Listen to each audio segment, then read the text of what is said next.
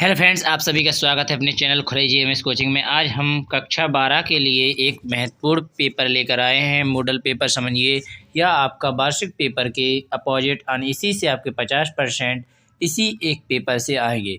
100% नहीं आएंगे, क्योंकि आप जानते हैं ये वार्षिक पेपर है। अगर हम 100% आपको यहाँ पर प्रोवाइड कर पाते तो बहुत सारे पैसे कमा सकते थे, क्योंकि आप जानते हैं कोई भी पैसे के और जेल में भी जा सकते थे। ठीक है, आप जानते हैं पेपर कोई भी लीक करेगा वो जेल में जाएगा और पेपर दोबारा देना पड़ेगा। इसलिए पेपर बिल्कुल इसी तरह बनेगा, ऐसा कहना पड़ता है हमारे लिए। यह भी हो सकता है कि यही पेपर आ जाए, पर आपको हम इतना ही कह सकते हैं, अगर हम रियल कहेंगे तो हमें सज़ा हो सकती है और आपका पेपर रिजेक्ट हो सकता है। इसलिए हमको ऐसा न किसी से ना बोलें आप कि रियल पेपर है। सिर्फ इतना बोल दीजिए कि ये इस चैनल पर आपको अच्छे क्वेश्चन हैं जो 50% इससे मिल जाएंगे। ठीक है, रियल मत बताना, नहीं तो सब कुछ समझ जाएंगे कि रियल बता दिया सर ने। ठीक है, तो चलिए बिना टाइम ख़राब किए मैं आपको बताता हूँ अपना पेपर। तो यहाँ पर आपने इतनी जानकारी तो देख ही ली होगी। चलिए बिना टाइम ख़राब किए, भौतिक शास्त्र का है, कक्षा 12 का है, 21 तारीख को आपका पेपर है जो सोमवार। तो चलिए बिना टाइम ख़राब किए, सही जोड़ियाँ भी हम आपके लिए हल्के साथ प्रोवाइड करने वाले हैं। तो सभी की आपको अच्छी तरह से याद करा दिया जाएगा। अगर याद नहीं तो कोट कर लीजिएगा। वैसे कोट मत करना, क्योंकि आपको नहीं फिर हाल समझ जाएंगे आदमी कि हाँ ये रियल पेपर है। ठीक है, इसलिए आपको कोट नहीं करना है, सिर्फ आपको अच्छी तरह से पढ़ कर जाना है। तो पहले में लिखा है 1 ग्राम पदार्थ के समतुल्य ऊर्जा होती है, किसमें कितने में होती है। तो यहाँ पर आपका राइट आंसर इसका रह जाएगा डी, यानी 9 गुणा 10 की घात 13 जूल में होती है। ठीक है, तो इसका राइट आंसर आपका डी द राइट आंसर। अगर आप इंग्लिश में हैं तो इसको भी पढ़ लीजिएगा। इंग्लिश मीडियम और हिंदी मीडियम में दोनों तरफ से आएगा आपका पेपर, आप जानते ही हैं। तो ये रहा हिंदी मीडियम इंग्लिश मीडियम वालों के लिए। तो यहाँ पर आप देख लीजिएगा the energy of the gram 1 ग्राम। ठीक है, 1 ग्राम ऑफ सक्सेसफुली इज। तो यहाँ पर भी आपका यही रहेगा राइट आंसर। तो बिना टाइम खराब किए चलेंगे, आप इंग्लिश वाले बच्चे पढ़ते चलें, हिंदी हम अच्छी तरह से आपके समझाते चलेंगे। ठीक है, क्योंकि आप जानते हैं हम हिंदी क्लास के स्टूडेंट हैं और हिंदी क्लास अच्छी लगती है हमें। इंग्लिश के बच्चे हैं, हम जानते हैं सभी बच्चे आज के ज़माने में इंग्लिश बहुत अच्छी है। इंग्लिश का भी ध्यान रखें, हम भी ध्यान रखते हैं, आप भी ध्यान रखें, इंग्लिश को भी अच्छी तरह से मैनेज करते रहें। चलिए बिना टाइम खराब किए आगे बढ़ते हैं। तो ये रहा आपका दूसरा क्वेश्चन, तो इसे भी अच्छी तरह नोट कर लीजिएगा। इसमें पूछा है चुंबकीय पलयक्त का SI मात्रक है। तो SI मात्रा बताना है इसका, तो क्या होता है वेबर, इसका SI मात्रा होता है। इसके बाद इंग्लिश में है, नीचे इंग्लिश में भी देख लीजिएगा। इंग्लिश के जो स्टूडेंट हैं भाइयों बहनों उनके लिए भी प्रोवाइड किए गए हैं, तो इंग्लिश को भी अच्छी तरह से देखते चलें। चलिए नेक्स्ट क्वेश्चन पर चलता हूं। तो ये रहा आपका तीसरा क्वेश्चन, तो इसे भी अच्छी तरह नोट कर लीजिएगा। इसमें PN संधि डायोड्स में अवश्य व्रत में होते हैं। ठीक है, होते हैं। तो इसका राइट आंसर आपका यहाँ पर ए रहेगा, यानी इलेक्ट्रॉन। ठीक है, इलेक्ट्रॉन रहेगा इसका राइट आंसर। बिना टाइम खराब किए इसे डी वाले अंग्रेजी वाले बच्चे भी देख सकते हैं, इंग्लिश मीडियम वाले।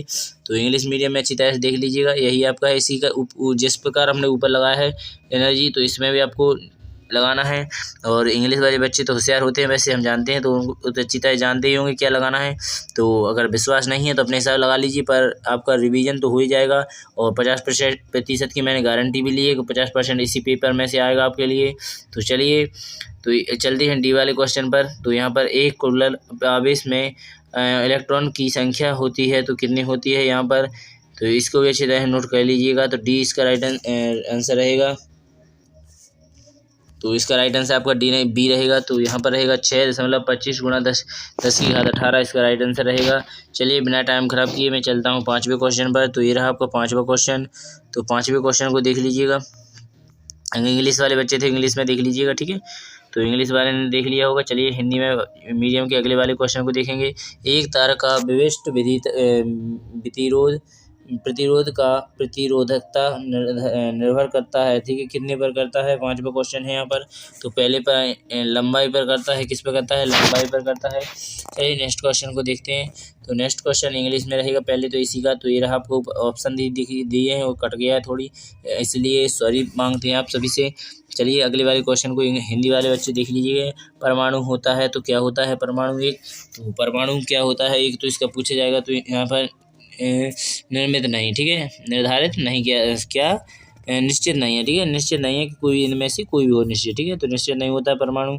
चलिए अगले इंग्लिश में देख लीजिएगा इसी को। तो इंग्लिश में ये रहा आपका, इंग्लिश में भी अच्छी तरह नोट कर लिया होगा। चलिए बिना टाइम खराब किए अगले वाले क्वेश्चन को देखते हैं। तो ये रहा आपका अगला वाला क्वेश्चन यानी अंतिम क्वेश्चन, तो इसे भी देख लीजिएगा। विद्युत ध्रुव आघूर्ण का मात्रक है, तो क्या होता है आघूर्ण का मात्रक? इसका आपका राइट आंसर रहेगा कूलर गुणा मीटर।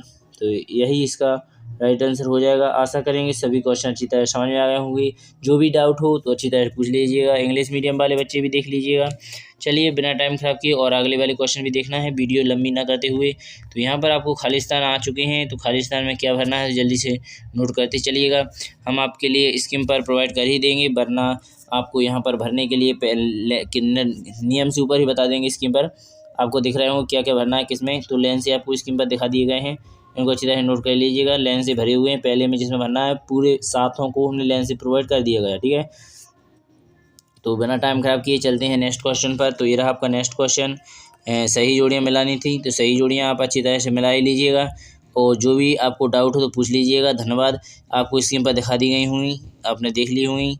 अगर नहीं दिखाई दी पाई हुई तो कुछ दिक्कत नहीं है, आप अच्छी तरह नोट कर लीजिएगा। इतने तो होशियार होंगे कि अब जब पेपर देने जा रहे हो तो कुछ ना कुछ तो कर सकते हैं। आपको पेपर पहले बार प्रोवाइड कर दिया गया है, तो ठीक है। हल तो घर पर नहीं कर सकते, अगर आप हल तो फिर क्या करोगे, ठीक है।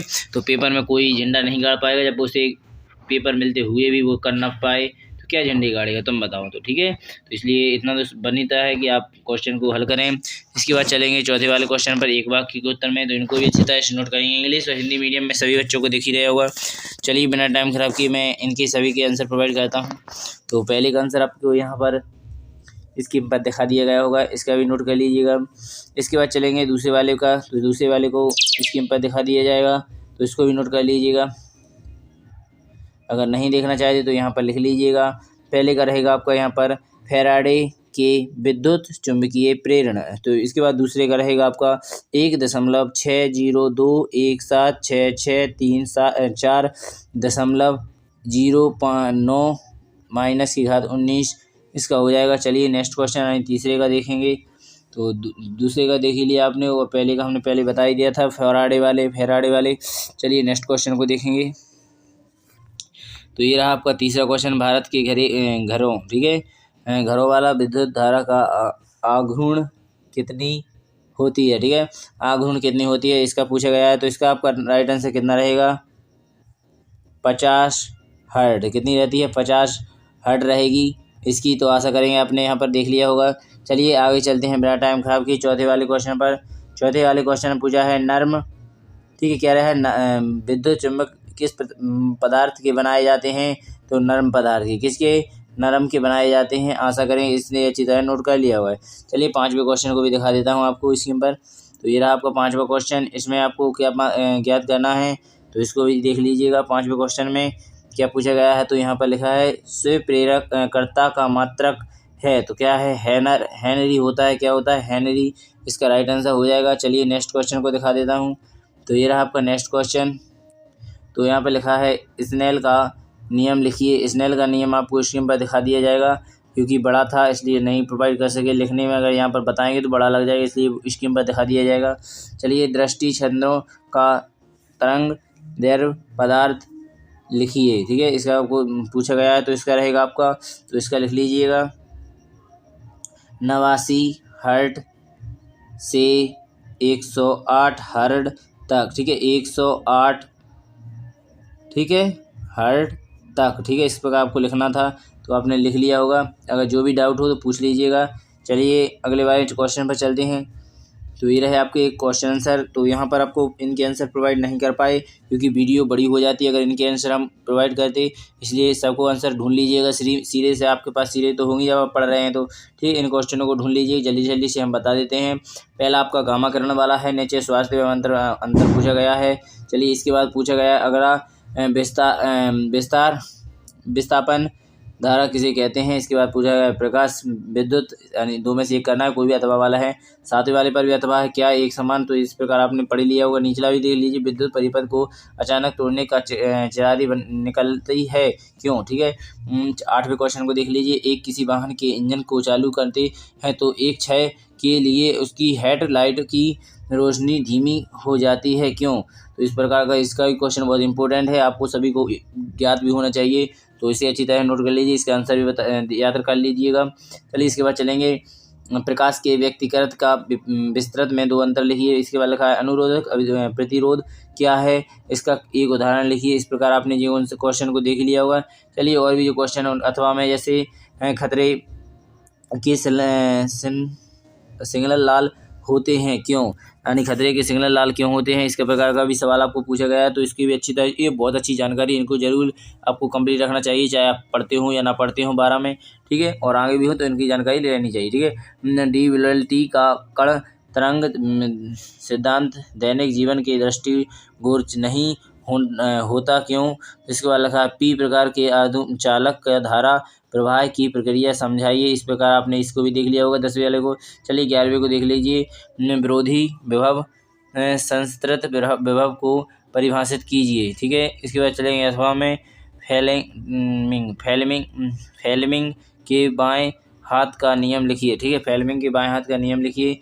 चलिए 12वें क्वेश्चन को देखेंगे। 12वें क्वेश्चन में पूछा गया है लेंस के लिए संयोगी फॉक्स को परिभाषित कीजिए। अथवा में वायु का बुलबुला जल में किस प्रकार व्यवहार करता है, क्या क्यों, ठीक है, तथा क्यों, ठीक है। इस प्रकार का आपको क्वेश्चन याद था। तो इसके बाद चलेंगे 13वें वाले क्वेश्चन में। एक द्वि आधारित सिनेमा 10, 11 को नोट गेट पर निवेशित किया गया है, निर्धारित सिग्नल क्यों क्या है, ठीक है। इंग्लिश में लिखा गया, इंग्लिश में आपने पढ़ लिया होगा। चलिए अगला वाला मैं हिंदी में बता देता हूँ, अगर जो भी ना पढ़ सकें तो वीडियो को रोक कर भी पढ़ सकते हैं, ठीक है। हाँ, तो व्यतमापी तथा वोल्टीमीटर में कोई 3 अंतर लिखिए, ठीक है। इस प्रकार आपको करना था। 14वें क्वेश्चन में लिखा है चालक के प्रतिरोध के विशिष्ट प्रतिरोधों में तुलना कीजिए। अगले वाले क्वेश्चन में पूछा है संपर्क में रखे 2 पतले लेंसों की संयुक्त फोकस दूरी का व्यंजक ज्ञात कीजिए। अगले वाले 5वें क्वेश्चन को देख लीजिए। 15वें वाले क्वेश्चन को देख लीजिए। मीटर सेतु की सहायता से किसी तार का अज्ञात प्रतिरोध ज्ञात करने के प्रयोग वर्णन निम्न बिंदुओं के आधार पर कीजिए। सावधानी, कोई 2 सूत्र की स्थापना, विद्युत परिपथ, ठीक है। इस प्रकार आपको करना था। तो अथवा में भी जो दिए गए हैं इनको भी अच्छी तरह नोट कर लीजिएगा। मेरा टाइम खराब किया, मैं अगले वाले क्वेश्चन पर चलता हूँ। तो ये रहा आपका क्वेश्चन अथवा का है उसी का, ठीक है। विशिष्ट प्रतिरोध की प्रतिरोधी के कोई 3 अंतर लिखिए, ठीक है। इस प्रकार था। इसके बाद चलेंगे अगले वाले। तो यहाँ पर लिखा है 16 वाले क्वेश्चन में पूर्ण आंतरिक परिवर्तन की शर्त लिखिए, कोई 2 अनुप्रयोग लिखिए। अथवा पूछा है जनित किसे कहते हैं, प्रतिवर्ती धारा जनित का रेखांचित बनाकर कार्यविधि का वर्णन कीजिए। इसके बाद लिखेंगे दृश्यकारी किसे कहते हैं, ईद कितने प्रकार के होते हैं, पी.एन. संधि यात्रों का आर्थिक तंत्र दृश्य काव्य के रूप में वर्णन कीजिए। रेडियो एक्टिवता किसे कहते हैं, रेडियो एक्टिवता क्षेत्र के नियम लिखिए। 18 नामिक विखंडन से आप क्या समझते हैं, समीकरण की सहायता से व्याख्या कीजिए। इस प्रकार आपको यहाँ पर 18वें का भी मिल गया है। 18वें का अथवा को भी देख लीजिएगा। समांतर प्लेट संधारित्र की संधारित्रता का व्यंजक ज्ञात कीजिए। यदि दोनों प्लेटों के मध्य परावैद्युतिक माध्यम रख दिया जाए तो विद्युत धारा पर क्या प्रभाव पड़ेगा। इस प्रकार आपको क्वेश्चन पूछा गया था। तो आशा करेंगे आपने 18 को देख लिया होगा। आखिरी क्वेश्चन इस वीडियो का एवं इस पूरे पेपर का आखिरी क्वेश्चन तो ये रहा आपका। लिखा है किसी विद्युत द्विध्रुव की निरपेक्षता स्थिति में किसी बिंदु पर विद्युत क्षेत्र की तीव्रता के लिए व्यंजक ज्ञात कीजिए। इंग्लिश में लिखा है तो आपको इंग्लिश में भी पढ़ लीजिए जो इंग्लिश बच्चे वाले हैं। अथवा यानी और होता है। इसके बाद अथवा में आपका पूछा गया है निम्न बिंदुओं का पर ट्राइफाइंग का वर्णन कीजिए। ट्राइफिंग प्रकार के होते हैं, नामांकित चित्र सिद्धांत, कोई 2 अनुप्रयोग लिखिए, ठीक है। इस प्रकार आपको लिखना था ट्राइफाइंग के वर्णन की में। तो आशा करेंगे आपने सभी तरह से पूरे पेपर को समझ लिया होगा। जो भी डाउट हो तो कमेंट बॉक्स में पूछ सकते हैं, वरना अगली वीडियो मिलूंगा और अगर कोई डाउट नहीं है जिसमें आपको अगले पेपर की पूरी जानकारी लेकर आऊँगा और इम्पोर्टेंट चीज़ें भी आपको प्रोवाइड करता रहूँगा। धन्यवाद। अगर आपका ऐसा ही सहयोग बना रहा तो हम आपके लिए कुछ कर सकेंगे और आप हमारे लिए कुछ ना कर सकें, जिससे अच्छा आप हमारे लिए एक सब्सक्राइब और एक लाइक का बटन ज़रूर दाब दें। धन्यवाद। बिना टाइम ख़राब किए वीडियो को यहीं पर विराम देता हूं और आप सभी से विशेष निवेदन है कि वीडियो को रोक कर ना रखें, अपने दोस्तों के लिए शेयर करें। जय हिंद, जय भारत।